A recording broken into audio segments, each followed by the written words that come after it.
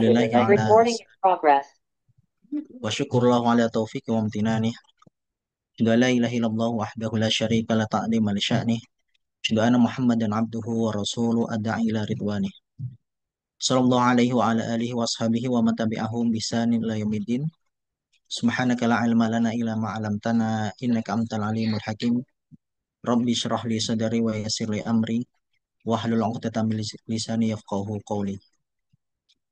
Allahumma inna nas'aluka ilman nafi'a wa rizqan thayyiban wa amalan mutaqabbala. Bapak dan Ibu para jamaah peserta daurah bekal Dzulhijjah Mahad Riyadus Shalihin yang semoga senantiasa Allah SWT memberikan kepada kita yaitu adalah keimanan, hidayah serta istiqomah. Alhamdulillah binikmatillah wa syukurillah pada kesempatan malam hari ini kita bisa melanjutkan daurah yang kedua yaitu tentang bekal di bulan Dzulhijjah. Nah, di antara sekian banyak karunia nikmat yang Allah Subhanahu wa taala berikan kepada kita adalah nikmat waktu. Ya. Maka Allah Subhanahu wa taala di dalam Al-Qur'an banyak sekali ya bersumpah dengan waktu. Contohnya ada yang mau menyebutkan bagaimana Allah Subhanahu wa taala bersumpah dengan waktu. Ya. Ketika pagi hari Allah Subhanahu wa taala bersumpah di dalam Al-Qur'an wal fajar demi waktu fajar. Kemudian di dalam surah yang lain At-Takwir wasuhi idza tanafas demi waktu subuh. Begitu pula Allah Subhanahu wa taala bersumpah dengan waktu duha, wadduha, kemudian demi waktu asar atau waktu pada umumnya, wal asri, kemudian waktu malam wal laili, ya. Itu menunjukkan bahwa Allah Subhanahu wa taala memberikan kepada kita nikmat waktu. Namun tidak semua waktu itu sama. Ada saat-saat Allah Subhanahu wa taala memberikan keistimewaan ya, kepada satu momen, kepada waktu-waktu tertentu yang tidak diberikan kepada waktu yang lain. Maka di sini Allah Subhanahu wa taala akan memberikan yaitu adalah keberkahan, dibukanya yaitu adalah pintu-pintu rahmat, kemudian dilipat gandakan pahala, diluaskan kesempatan untuk mendekat kepada Allah Subhanahu wa taala daripada waktu-waktu yang lainnya. Jadi para hadirin yang dimuliakan oleh Allah Subhanahu wa taala, ketika kita beribadah ya, misal jam 3 malam, apakah sama ketika kita beribadah dengan jam 12 siang atau jam 8 malam? Tentu itu semua berbeda ya. Maka waktu ini bukanlah hanya sekedar penanda perubahan ya, perubahan waktu dalam hitungan hari. Akan tetapi waktu ini merupakan amal yang sangat luas bagi siapa saja yang ingin mendapatkan yaitu karunia Allah Subhanahu wa taala ya. Maka termasuk orang yang merugi yaitu adalah orang yang membiarkan waktunya berlalu tanpa amalan-amalan soleh. Nah,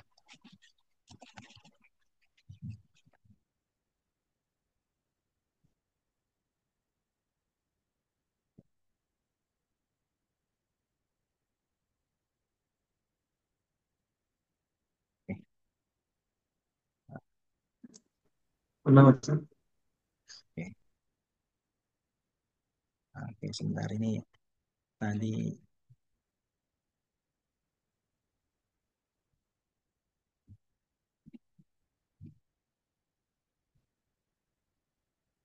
ya.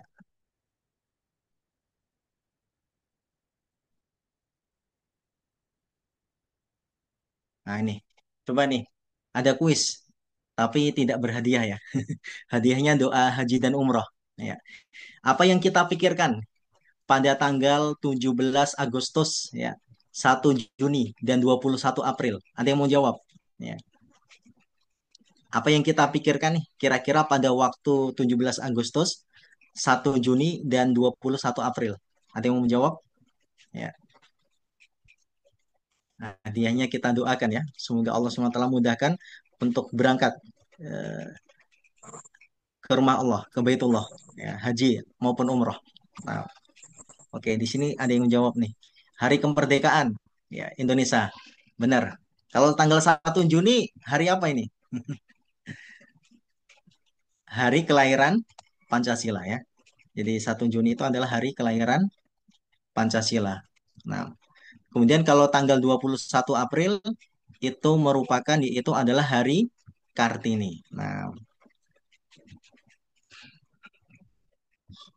ya, ya. Jadi kita langsung bisa tahu itu tanggal 17. Tadi ada yang jawab ya, Barakallah Fik. Tanggal 17 Agustus. Oh, itu merupakan hari istimewa ya, yang dicintai negeri kita, yaitu hari kemerdekaan. Kemudian tanggal 1 Juni, hari kelahiran Pancasila. Kemudian tanggal 21 April itu merupakan hari Kartini. Ya, selayaknya dari analogi di atas kita tahu bahwa rotasi hari-hari yang kita alami selama setahun semuanya tidak sama ya. Jadi perputaran waktu antara satu bulan dengan bulan yang lain, antara tanggal ya 1 sampai 31 ternyata berbeda-beda, memiliki keistimewaan yang berbeda-beda. Maka dari sini para ikhwah gitu ya, ada hari-hari istimewa yang akan sangat mempengaruhi pahala kita di hadapan Allah Subhanahu wa taala ya. Ibarat kalau sekarang orang yang mau beli ya kan, itu kan ada waktunya apa itu? Waktunya yaitu adalah diskon besar-besaran.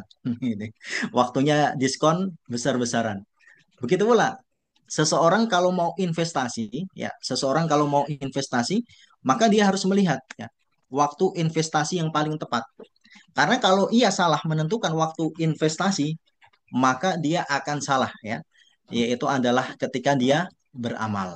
Nah, maka dari sini kita juga melihat ya bahwa iklan ya, yang ada di televisi itu ya, ketika dia berada pada waktu-waktu yang ramai, waktu-waktu yang ramai, tentu biayanya itu akan lebih berbeda dengan iklan di waktu-waktu yang sepi. Contoh yang ramai itu ya sekarang ini jam 7, jam 8 ini kan orang baru istirahat ya. Kalau orang Jawa itu orang baru leyeh-leyeh lah, santai ya. Tetapi kalau iklan jam 1 malam atau jam 2 malam biasanya itu lebih murah. Karena yang nonton itu apa? Sedikit. Nah, kemudian, ini ada pertanyaan berikutnya. Kapan saja waktu-waktu istimewa? Nah, tadi kita telah sebutkan ya, bahwa yang namanya amalan seseorang, pahala seseorang, itu akan dipengaruhi oleh waktu-waktu yang istimewa. Sekarang pertanyaannya nih, kapan waktu-waktu yang istimewa? Oke, boleh dijawab ya. Harian, kapan nih harian? Ya, jawabannya harian adalah ketika sepertiga akhir akhir malam. Nah, jadi di dalam hadis dikatakan bahwa Allah Subhanahu wa taala itu akan turun ya, akan turun kemudian akan melihat ya para hamba-hambanya ketika beribadah, ketika seseorang itu bermunajat, ketika seseorang itu berdoa. Nah, maka dikatakan, apakah ada hambaku yang meminta kepada aku ampunan? Maka aku akan berikan ampunan. Apakah ada di antara hambaku yang meminta rahmat kasih sayang? Maka aku akan berikan rahmat kasih sayang.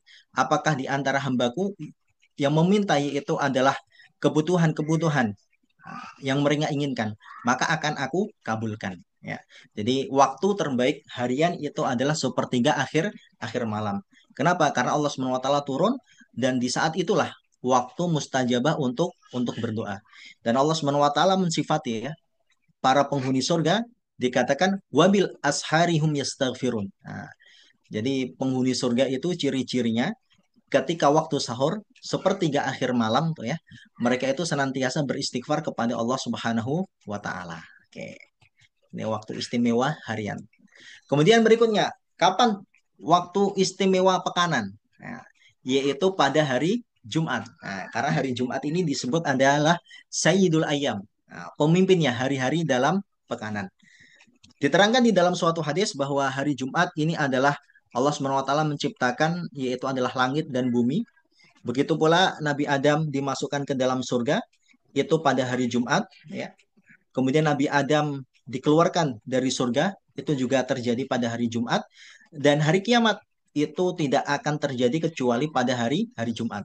Dan hari Jumat ini adalah hari terbaik ketika matahari itu terbit dan barang siapa yang meminta kepada Allah Subhanahu wa taala pada salah satu waktu yaitu di akhir waktu Jumat maka tidak ada penghalang. Nah, ini adalah waktu terbaik dalam pekanan yaitu pada hari hari Jumat. Maka kalau kita lihat ya di hari Jumat ini kan subhanallah ya, banyak sekali ya orang yang sedekah ya, Jumat berkah, banyak sekali orang yang apa membiasakan untuk membaca yaitu adalah surat Al-Kahfi, bahkan ada membaca yaitu adalah surah Yasin gitu ya. Ah, dan yang lainnya. Karena hari Jumat adalah hari yang paling mulia pada setiap pekannya. Nah, kemudian berikutnya adalah bulan. Nah, kapan nih bulan yang paling istimewa? Tapi dalam bentuk tunggal. Nah, karena nanti ada yang secara kolektif, secara berkelompok, berenggu, tapi ada juga bulan yang paling istimewa yaitu hanya berdiri sendiri. Nah, ada yang mau jawab? Bulan apa yang kita lalui kemarin? Nah, oke. Bulan Ramadan, Ahsan ya. Barakallah, Mas Farhan ya. Bulan Ramadan. Dalilnya apa? Bulan Ramadan merupakan bulan paling baik ya. Yaitu di dalam Al-Qur'an ya. Ayat 185 dikatakan syahrul Ramadan alladzi unzila fihil Qur'an. Bulan Ramadan yaitu Allah Subhanahu wa taala turunkan Al-Qur'an. Nah, bahkan dikatakan inna anzalnahu fi lailatul qadar. Kita menurunkan Al-Qur'an itu pada malam Lailatul Qadar. Wa ma adraka ma Lailatul Qadar? Tahukah kalian tuh, malam Lailatul Qadar itu apa? Lailatul Qadri khairum min alfi syahr. Pada malam ini ketika seseorang beribadah kepada Allah Subhanahu wa taala, maka pahalanya itu lebih baik daripada orang yang beribadah kepada Allah selama seribu bulan. Subhanallah ya. Nah, jadi ini para sahabat ya dulu apa iri ya. Ya Rasulullah, umat-umat terdahulu itu umurnya kok panjang-panjang ya. Sedangkan kita umat Islam umurnya pendek-pendek ya.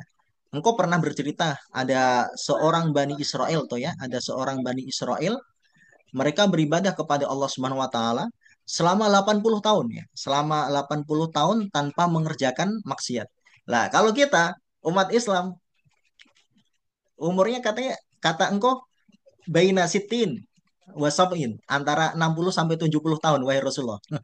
Maka Allah Subhanahu wa taala menurunkan yaitu surah Al-Qadar ini. Nah, kemudian bulan Ramadan di dalam hadis dikatakan bahwa qad ja'akum syahrun mubarak. Telah datang kepada kalian yaitu adalah bulan yang penuh barokah tuftahu abwabul jannah, maka pintu-pintu surga akan Allah SWT buka dengan selembar-lembarnya. Wa ghuliqat abwabun niron, dan pintu-pintu neraka akan Allah SWT tutup dengan serapat-rapatnya. Wa sufidat syayatin, dan setan-setan akan Allah SWT belenggu. Ya, bahkan saking sakralnya bulan Ramadan dikatakan ya baghiyal khairi akbil, wahai orang-orang yang ingin mencari pahala, wahai orang-orang yang ingin menyambut mengisi Ramadan itu dengan kebaikan, akbil, sambutlah bulan ini, manfaatkan dengan sebaik-baiknya. Wa ya baghiya syar, wahai orang-orang yang mau bermaksiat ya, mau berbuat buruk di bulan Ramadan, aksir, hendaklah kalian itu apa, mempersedikit ya, mengurangi, meminimalisir yaitu adalah keburukan-keburukan. Nah, karena di dalam hadis Nabi SAW juga mengancam roghima anfu rajulin man dakhala alaihi Ramadan thumma insalakha wa la yukfaru dunubahu. Sungguh celaka ya orang yang diberikan Allah Subhanahu wa taala nikmat masuk bulan Ramadan tetapi dosanya ya tidak diampuni oleh Allah Subhanahu wa taala. Nah, maka dia termasuk adalah orang yang celaka.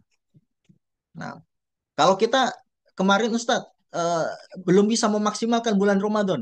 Nah, kemarin ketika Ramadan itu baru sibuk-sibuknya bisnis. Ya.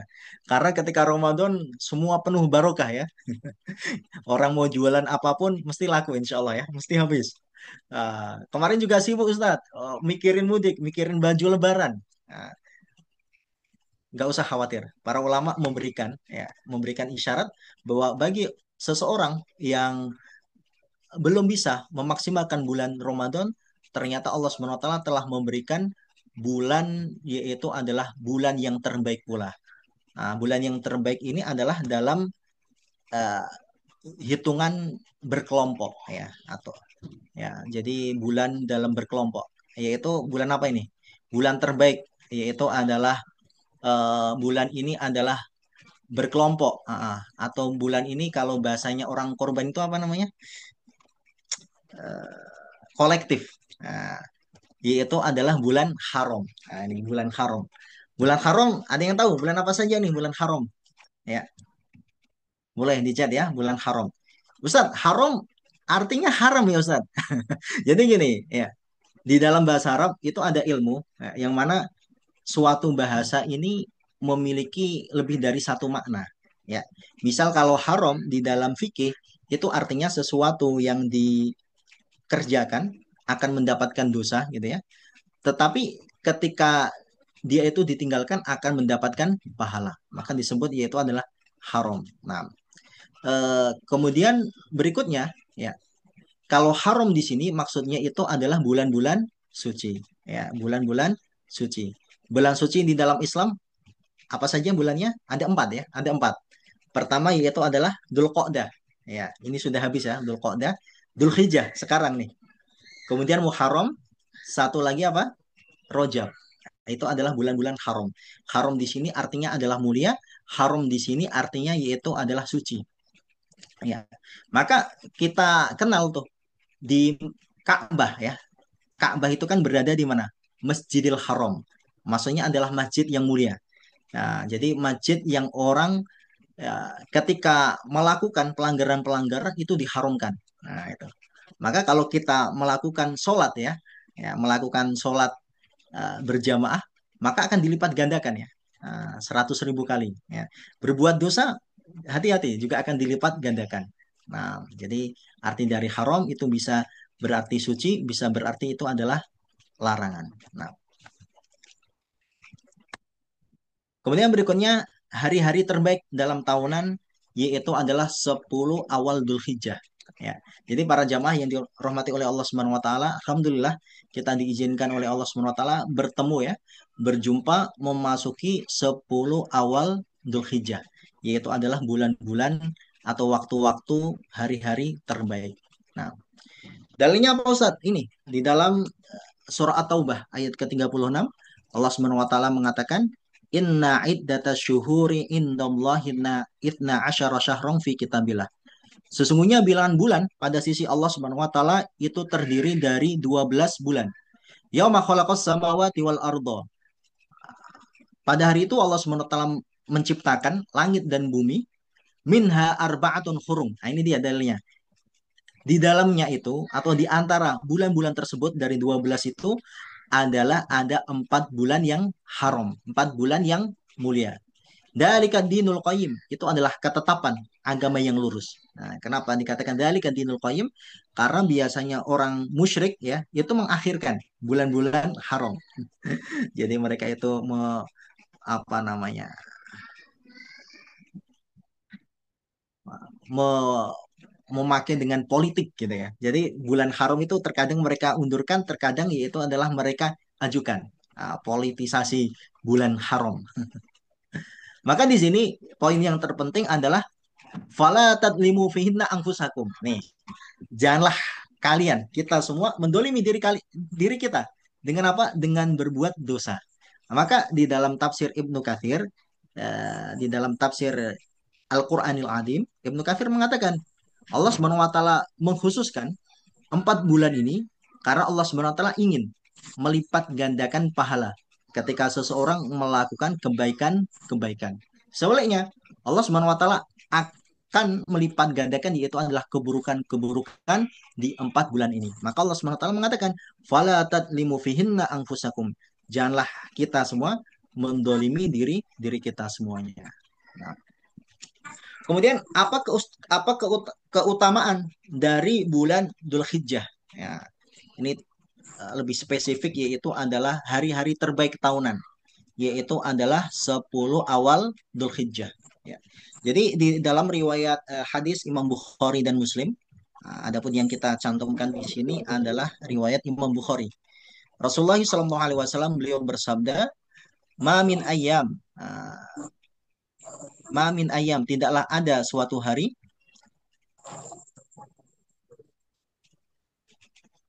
al-amalu sholih fiha habu ilallah yang dimana amalan-amalan soleh itu lebih dicintai Allah Subhanahu wa taala. Min hadil ayam dari dari hari-hari ini ya, dari hari-hari ini. Maksudnya yakni min hadil ayam itu adalah al ayamul asyr. 10 awal Dzulhijjah ya. Jadi Nabi SAW bersabda kepada para sahabat, "Wahai sahabatku, ya, Tidak ada hari yang mana ketika seseorang melakukan amalan-amalan soleh itu lebih dicintai Allah Subhanahu wa taala ya daripada 10 hari di bulan Dzulhijjah ini. Nah, kemudian para sahabat yang biasanya ngaji dengan Nabi Shallallahu Alaihi Wasallam bertanya, walal jihad. Ya, karena amalan yang paling tinggi itu apa? Amalan yang paling tinggi, yang paling mulia di dalam Islam itu amalan apa? Jihad. Nah, karena dikatakan wadir matu sanamihi jihad fisabilillah. Atapnya Islam, perisainya Islam itu adalah jihad. Ya, jadi amalan tertinggi dalam Islam itu adalah jihad. Ya Rasulullah, misal kalau orang berjihad, kira-kira kalau head to head gitu ya, dibandingkan dengan 10 awal Dzulhijjah itu bagaimana? Nah, gitu. Nabi mengatakan, qala, beliau bersabda, walal jihadu fisabilillah. Jihad fisabilillah juga akan bisa kalah. Gitu. Jihad fisabilillah juga akan bisa kalah. Illa kecuali rojulun, seseorang kharaja bi nafsihi wa malihi, ia keluar dengan jiwa dan hartanya, thumma lam yarji min dzalika bisyai. Kemudian dia tidak pulang sedikit pun. Nah, dalam artian apa? Dia meninggal syahid. Nah, jadi di sini para jamaah ini merupakan waktu-waktu momentum-momentum yang sangat berharga bagi kita. Kesempatan emas nih, ya. Kesempatan apa? Kesempatan emas.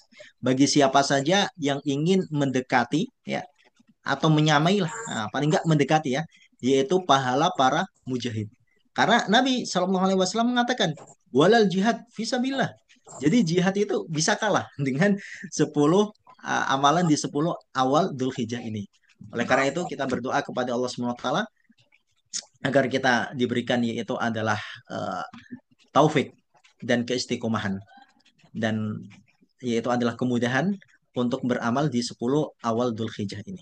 Nah, kemudian Ibnu Rajab Al-Hambali beliau mengatakan, "Makana ahabbu ilallah fahuwa a'damu indahu." Ini.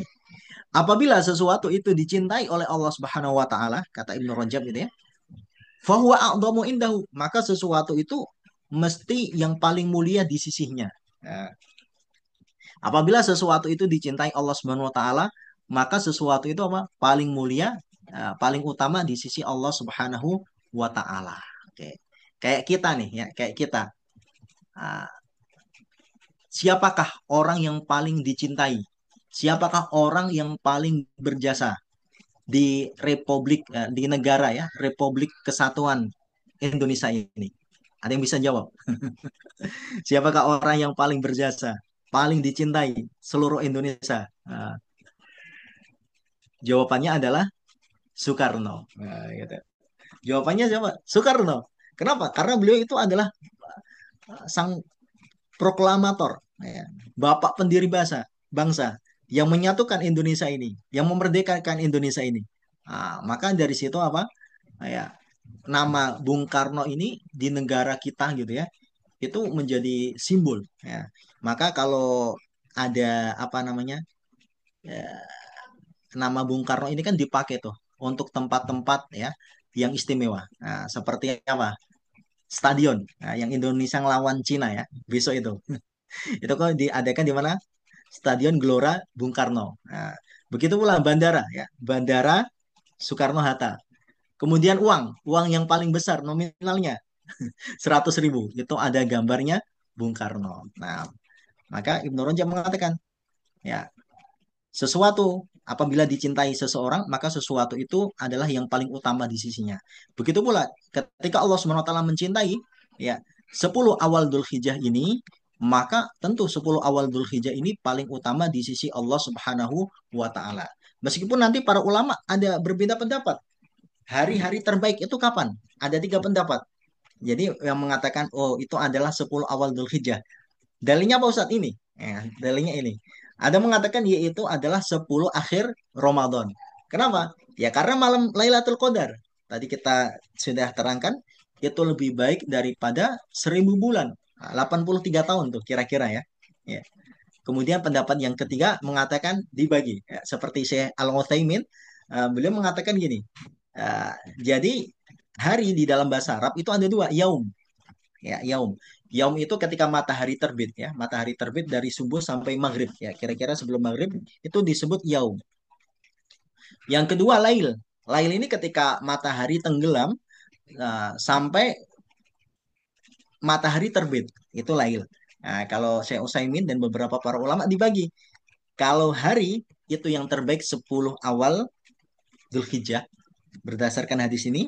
Tapi kalau malam itu yang terbaik yaitu adalah 10 akhir Ramadan karena ada malam Lailatul Qadar yaitu adalah malam kemuliaan dan malam kehormatan. Nah, apa rahasia di bulan Dzulhijjah ini? Sehingga bulan Dzulhijjah ini yaitu adalah dimasukkan ke dalam bulan-bulan haram. Kemudian bulan Dzulhijjah ini ada waktu-waktu yang mana Allah SWT lebih mencintai ketika seseorang beramal daripada bulan-bulan yang lainnya. Nah, kita lihat ya.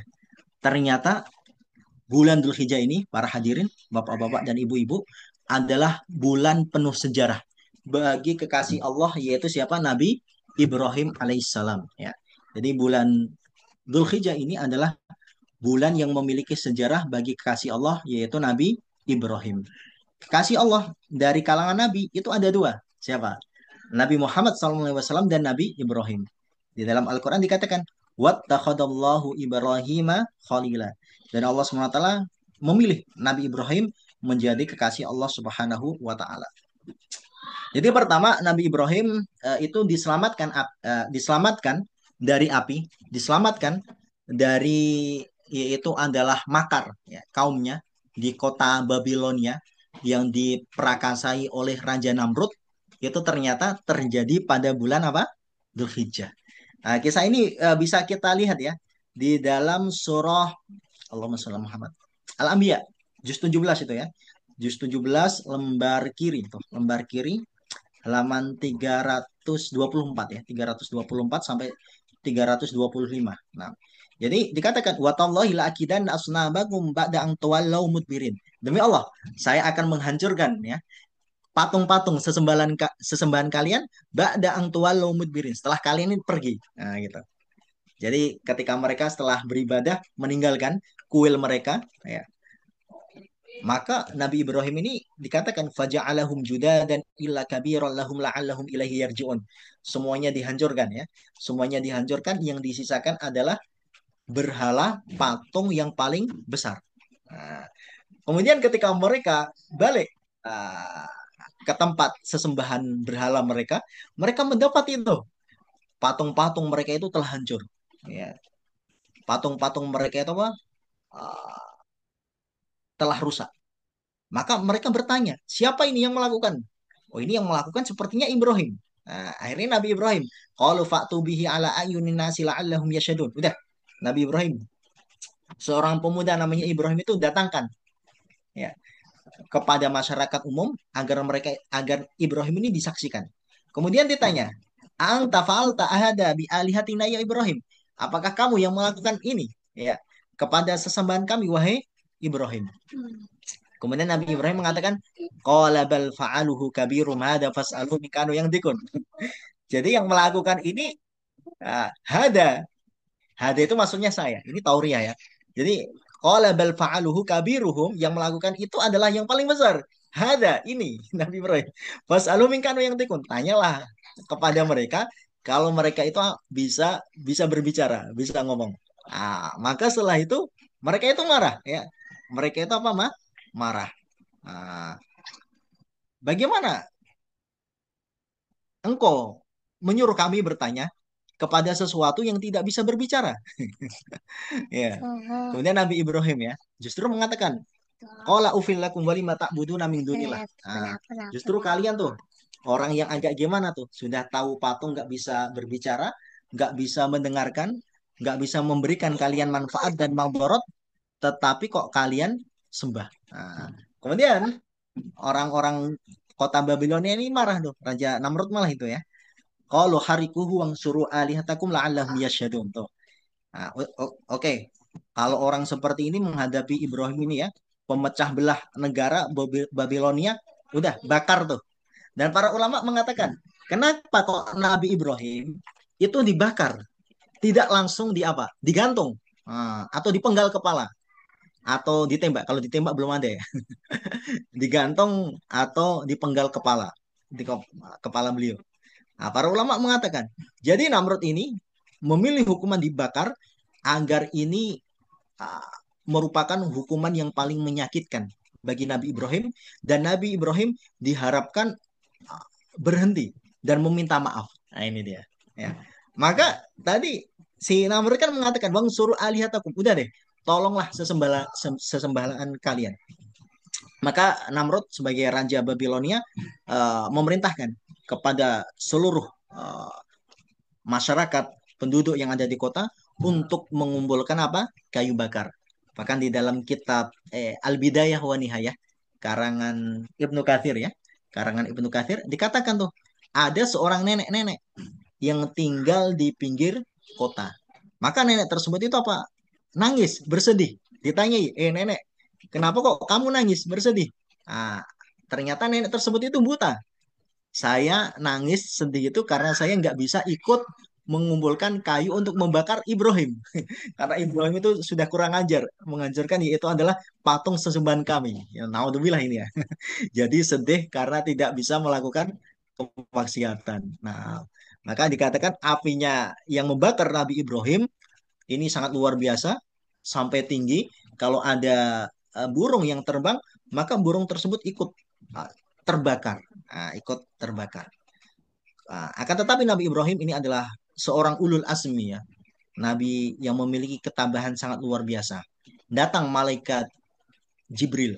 Wahai kasih Allah, wahai Nabi Allah, bolehkah saya bantu engkau? Nabi Ibrahim bertanya, Jibril, ente yang nyuruh itu inisiatif ente sendiri atau karena perintah Allah Subhanahu wa taala? Maka Jibril mengatakan, ya itu inisiatif saya, wahai Nabi Ibrahim. Kemudian Nabi Ibrahim mengatakan apa? Kalau ente yang nolong, saya nggak perlu. Nah, kemudian Nabi Ibrahim mengatakan, ini doa ya yang penting ya bagi kita ketika kita dalam keadaan apa ini kepepet. Nah, jadi kita semua memiliki the power of kepepet. Apa itu Ustaz? Doa. Doanya ini Nabi Ibrahim. Hasbunallah ni'mal maula wa ni'mal wakil. Oke, coba ulangi bareng-bareng ya. Ucapkan bareng-bareng. Hasbunallah ni'mal maula wa ni'mal wakil. Nah, ini. Hasbunallah. Cukuplah Allah. Ni'mal maula. Allah yang sebaik-baik penolong. Wa ni'mal wakil. Dan Allah SWT adalah yang sebaik-baik pelindung. Maka Allah mengatakan, Kuni barda wassalaman ala Ibrahim. Api, jadilah engkau itu adalah sesuatu yang dingin dan menyelamatkan Nabi Ibrahim. Nah ini. Jadi Nabi Ibrahim dibakar pada bulan Dzulhijjah. Begitu pula Nabi Ibrahim diperintahkan Allah Subhanahu wa taala di dalam surah Allahumma sholli Muhammad. As-Saffat ya.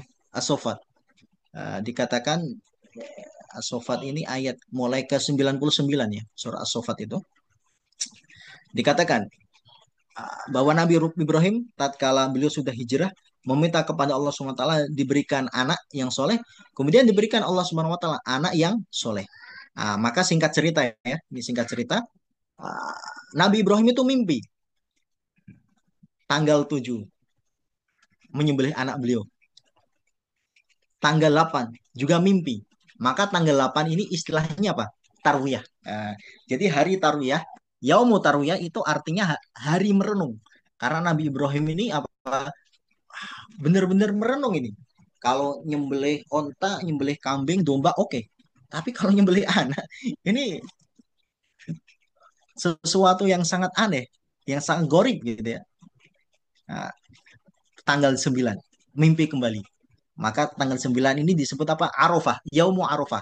Karena ada salah satu penafsiran Arafahu. Nabi Ibrahim tahu kalau ini adalah perintah Allah Subhanahu wa taala, Arafahu. Maka di dalam surah As-Saffat ini dikatakan ya, falamma balaghu ma'ahu sa'ya. Ya, ketika anak beliau ini sudah bisa membantu yaitu Nabi Ibrahim, beliau mengatakan qala ya bunayya inni ara fil manami ani adhauka fangdur madza tara.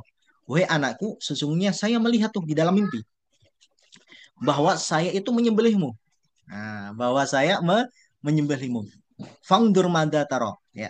Kira-kira ya, pendapatmu itu gimana?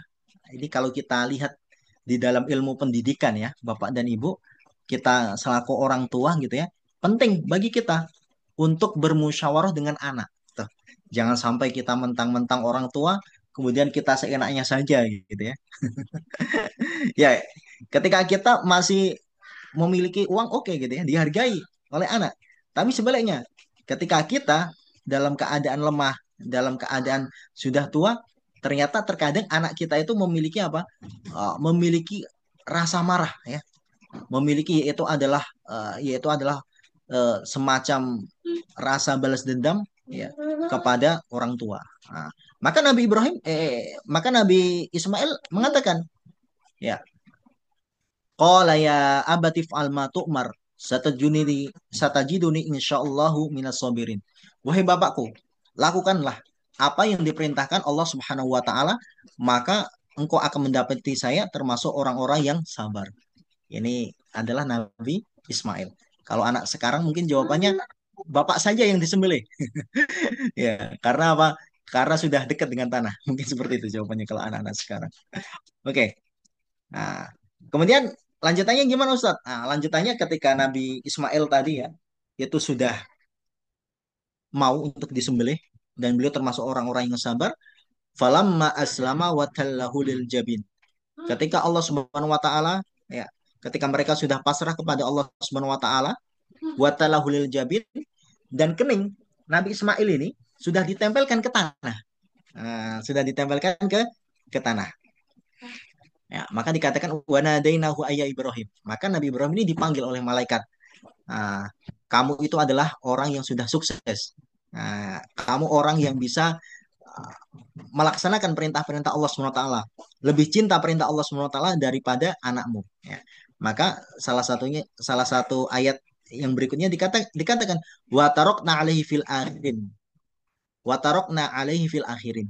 Dan kita akan jadikan sesembelian ini terus ya sepanjang masa. Maka dari sini juga para ulama mengatakan ya, yang namanya cobaan, yang namanya musibah itu tidak selamanya buruk bagi kita. Kayak Nabi Ibrahim diuji oleh Allah Subhanahu wa taala, tetapi derajatnya dinaikkan oleh Allah Subhanahu wa taala. Maka kalau kita diberikan oleh Allah Subhanahu wa taala ujian, musibah, kita berhusnudon kepada Allah Subhanahu wa taala, kita yaitu adalah ikhtisab, mencari ridho, mencari pahala di balik musibah tersebut. Kemudian yang berikutnya, apa sih rahasia bulan Dzulhijjah? Islam disempurnakan pada bulan Dzulhijjah. Ya, Islam disempurnakan pada bulan Dzulhijjah. Dalilnya apa Ustaz? Di dalam surah Al-Maidah ayat ketiga. Al-yawma akmaltu lakum dinakum wa atmamtu alaikum ni'mati wa raditu lakumul Islam Madinah. Pada hari ini ya, aku telah sempurnakan bagi kalian yaitu adalah agama Islam, dan aku telah menyempurnakan nikmatku wa atmamtu alaikum ni'mati wa raditu lakumul Islam Madinah, dan aku telah meridhoi Islam ini adalah sebagai agama kalian. Ya, jadi agama Islam ini disempurnakan pada bulan Dzulhijjah. Ya. Yang berikutnya, puasa Arafah adalah di antara kekhususan umat Islam. Ya. Jadi umat Islam ini dulu memiliki kewajiban untuk berpuasa. Salah satunya kata Ibnu Abbas, puasa yang pernah diwajibkan kepada umat Islam itu adalah puasa Asyura.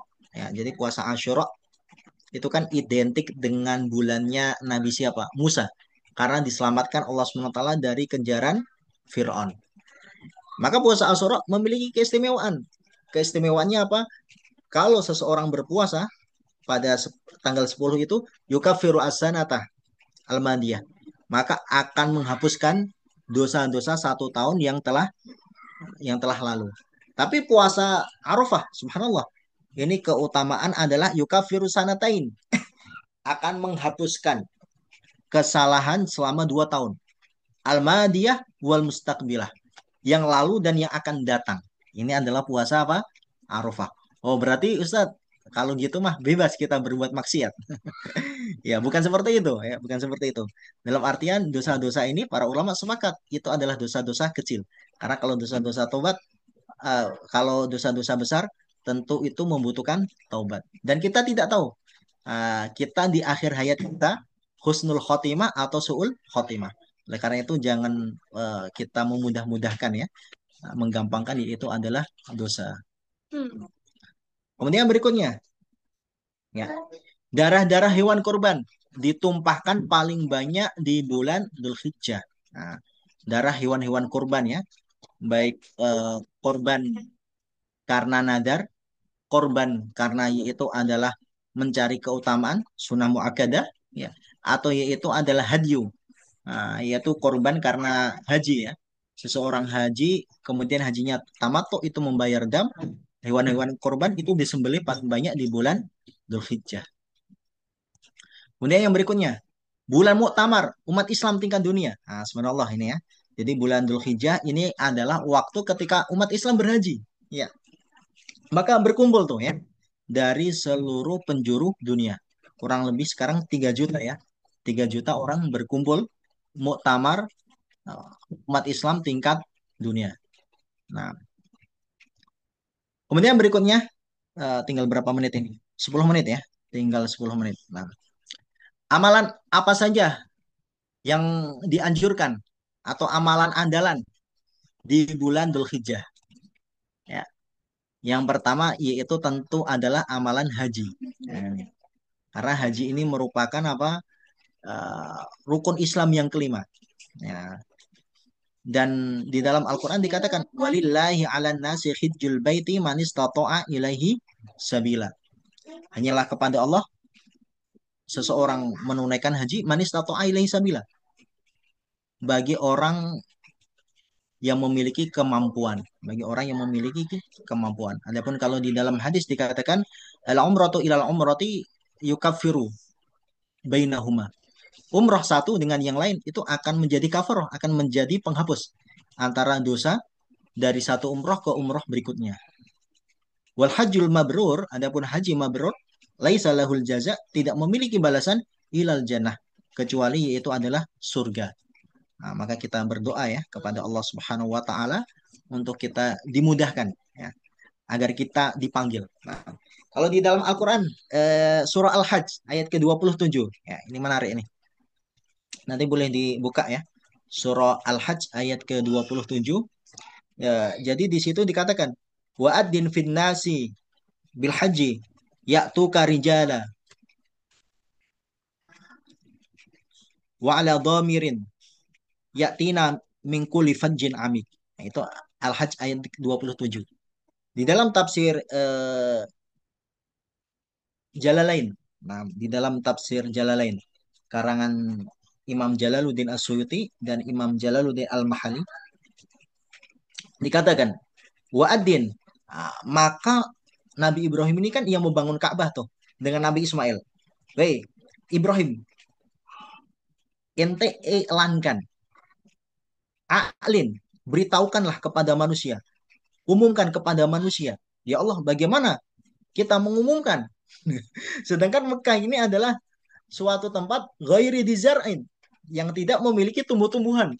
Nah, nggak ada penghuninya nih kecuali kita.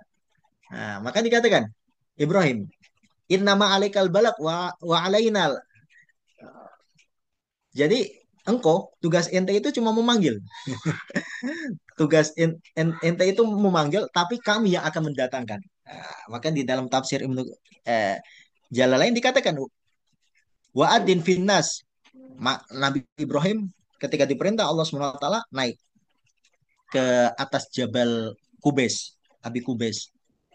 Kemudian beliau memanggil, ya ayuhan nas, wahai sekalian manusia. Inna rabbakum, sesungguhnya Tuhan kalian, bana baitan, telah membangun suatu rumah. Wa aujaba alaikumul hajja, dan telah mewajibkan kepada kalian untuk berhaji. Ilaihi, kepadanya. Fa fa'ajibu rabbakum. Nah, maka jawablah seruan Tuhan kalian. Faltafatat waltafat biwajhihi yaminan wa shimalan. Maka Nabi Ibrahim ini memalingkan wajah beliau ke kanan, ke kiri, kemudian syarqon wa ghurban, ke timur dan ke barat. Nah ini. Jadi keempat arah ya Nabi Ibrahim ini. Maka dikatakan di dalam tafsir ini, fa'ajaba kulaman kataba lahu ayyahujja min aslabi ar-rijali wal arhami. Nah, maka orang-orang yang telah dicatat oleh Allah SWT dan semoga kita berada di dalam apa?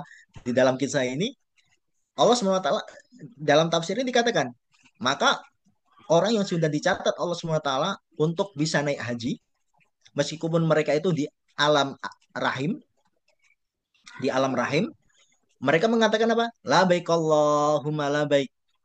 Ya, labaik Allahumma labaik. Innal hamda wa ni'mata laka wal mulk la syarika kala labaik. Nah ini. Nah, ya.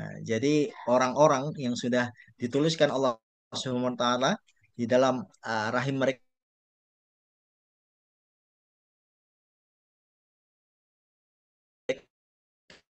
Allah Subhanahu wa taala, kita termasuk orang-orang yang jawab ini.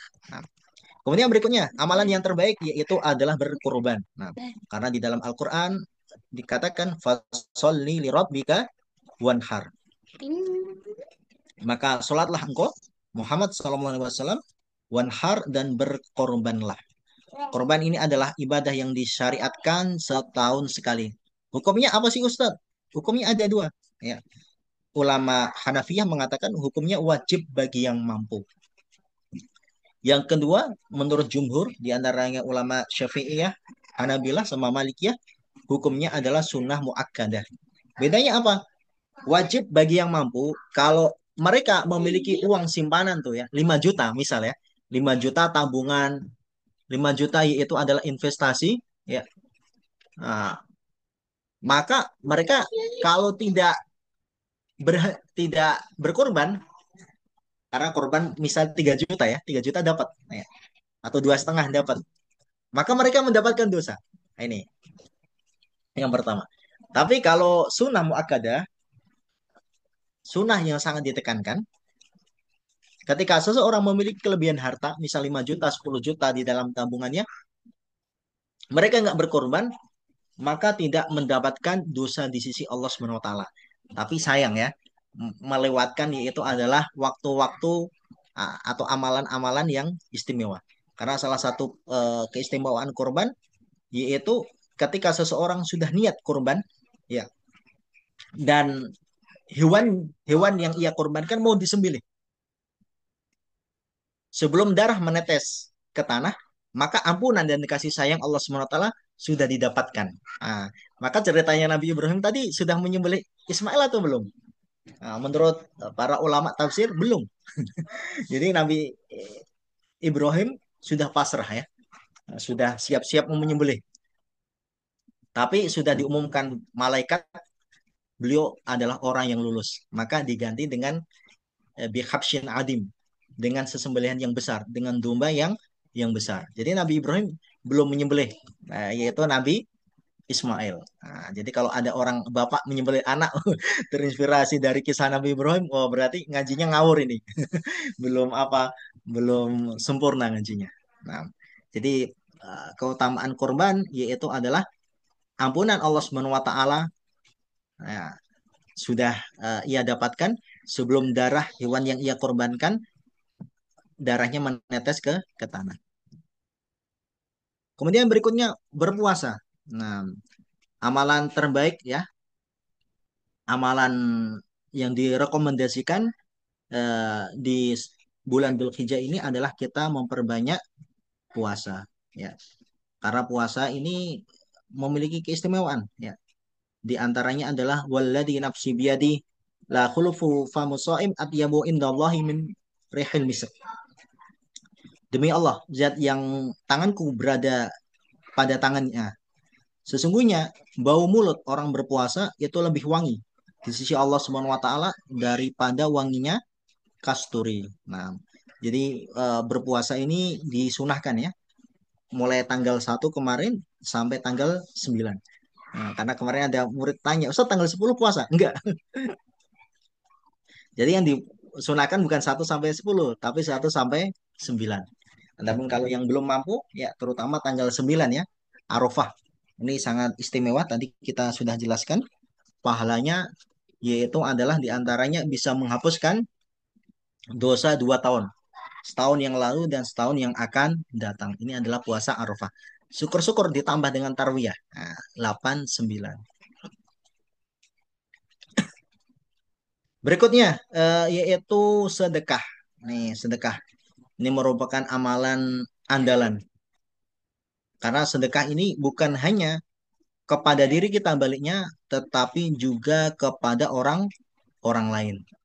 Di dalam Al-Quran, surah Al-Munafikun ya, Allah Subhanahu wa Ta'ala mengkisahkan ya, salah satu keinginan seorang mayat,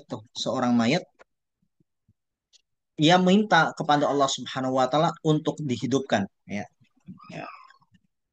Mereka mengatakan fayaqula rabbi laula akhartani ila ajalin qarib.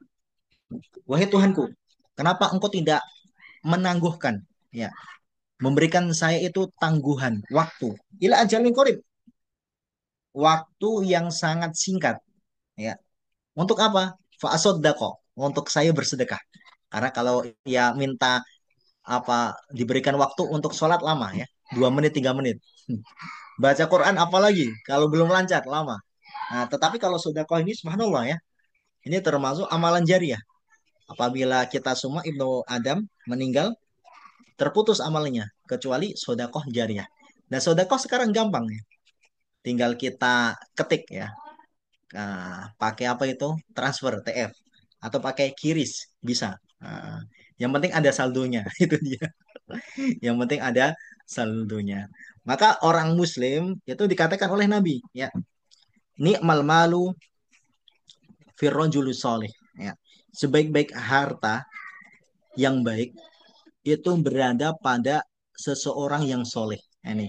Jadi kita umat Islam bukan zuhud, nggak boleh kaya, enggak. Justru kita kaya, kita memiliki harta banyak. Salah satunya dengan niat kita bisa membantu orang lain supaya itu bisa menjadi wasilah kita. Nah, sedekah. Berikutnya, tilawah Al-Quran. Ini ya, tilawah Al-Quran.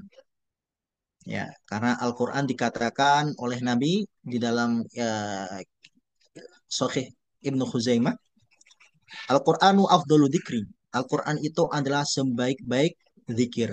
Ya. Jadi ini merupakan waktu terbaik tuh ya untuk menghatamkan Al-Quran. Ya. Kalau mungkin yang kemarin belum hatam, ini dia bisa kita agendakan. Atau paling tidak kita bisa perbanyak, yaitu adalah tilawah Al-Quran. Satu huruf ini juga bernilai 10 kebaikan.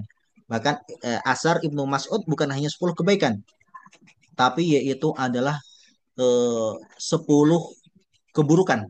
Ya, 10 keburukan kita akan dihapuskan ketika kita membaca satu huruf. Jadi satu huruf ditambah 10 kebaikan, 10 pahala, plus dihapus 10 keburukan. Bahkan dikatakan, rumah, barang siapa yang rumahnya dibacakan Al-Quran, maka para malaikat itu akan datang. Setan-setan akan kabur, akan pergi. Kemudian rumahnya itu akan diluaskan Allah Subhanahu wa taala. Kemudian wayuk thiru khairahu, dan akan diberikan keberkahan kebaikan yang banyak. Sebaliknya, rumah seseorang yang jarang mengajikan Al-Quran, meskipun rumahnya itu lebar gitu ya, luas, setan-setan itu akan datang, malaikat akan keluar, rumah tersebut itu akan sempit, nah, dan keburukan kebaikan-kebaikannya akan Allah Subhanahu wa taala akan kurangi. Ini yaitu adalah tilawah Al-Qur'an. Oke. Berikutnya zikir. Nah, ini zikir di sini zikir pada umumnya ya. Tapi para ulama tuh diantaranya Ibnu Umar sama Abu Hurairah, beliau terinspirasi dari surah Al-Hajj ayat ke-28. Liyasyhadu manafi'a lahum wa yadhkuru smallahi fi ayyamin ma'lumat. Nah, dan sesuai dengan sabda Nabi, fakthiru fihinna minat tahlil wa tabkir wa takbir wa tahmid. Jadi perbanyaklah di 10 awal hari-hari maklumat ini, 10 awal Dzulhijjah itu apa? Kata Nabi, riwayat Imam Ahmad, perbanyak tahlil, takbir, kemudian tahmid. Nah, maka Ibnu Umar dan Abu Hurairah boleh apa? Takbiran di pasar. Allahu Akbar, Allahu Akbar. La ilaha illallah, wallahu Akbar. Allahu Akbar walillahil hamd. Nah, itu beliau. Nah, Itu adalah kebiasaan salafus soleh. Kalau sekarang dikira orang gila, belum takbiran, tapi kalau sudah takbiran. Hukumnya apa Ustaz? Takbir ada dua. Ini dimasukkan takbir mutlak. Ya, takbir mutlak. Takbir mutlak itu kapan pun. Terutama ketika 10 awal Dzulhijjah. Kalau takbir mukoyat itu adalah ketika pagi hari, ya, ketika hari Arafah sampai hari Tasyrik, dan itu dilakukan setelah sholat. Nah, ini namanya mukoyat. Ya. Tapi kalau takbir mutlak itu kapanpun dan dimanapun. Oke. Berikutnya nomor 7 yaitu adalah bertobat ya. Karena Allah SWT adalah zat uh,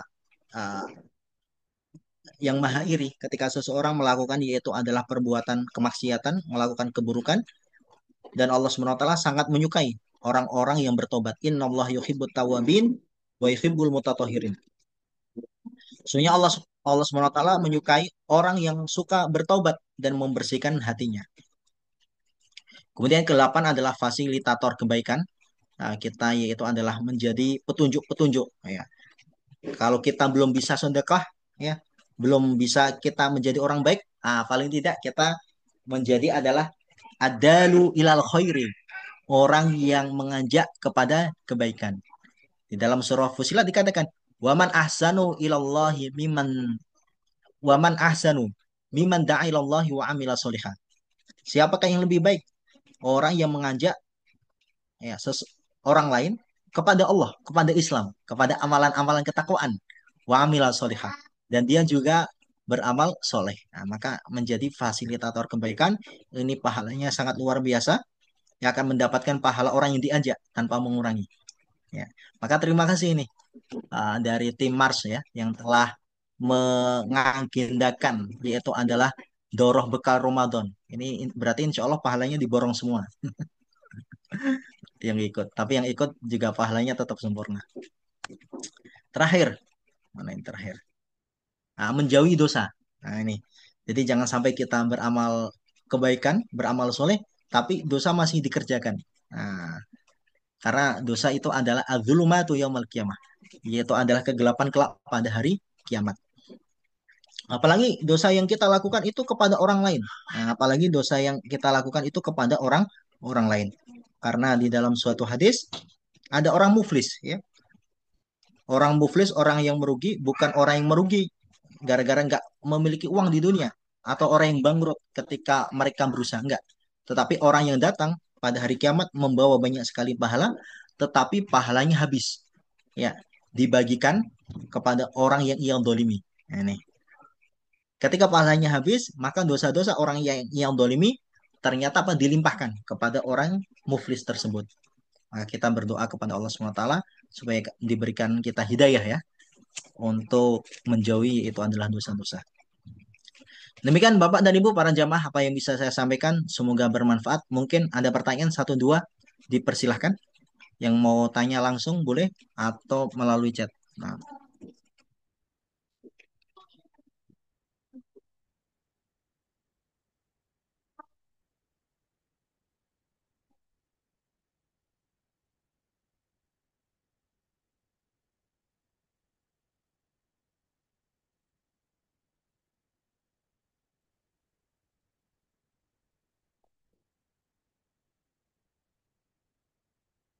oke, baik. Kalau tidak ada, ini insya Allah mafhum ya. Tentang itu adalah bekal Dzulhijjah. Ya, tinggal kita meminta kepada Allah SWT supaya kita diberikan keistiqomahan ya, diberikan taufik dan kita berusaha untuk istiqomah. Nah, baik kalau tidak ada pertanyaan kita akhiri ya. Kita akhiri pertemuan kita dengan sama-sama membaca hamdalah, alhamdulillah rabbil alamin, doa kafaratul majelis. Subhanakallahumma bihamdika asyhadu an la ilaha illa anta astaghfiruka wa atubu ilaik. Ya, kurang lebihnya saya mohon maaf, semoga bermanfaat. Dan Allahu wa yakum jamain. Assalamualaikum warahmatullahi wabarakatuh. Waalaikumsalam warahmatullahi wabarakatuh. Waalaikumsalam warahmatullahi wabarakatuh. Jazakallah khairan. Wa Barakallahu iyyakum. fiik. Makasih semua. Sehat-sehat, berkah, lancar untuk semua.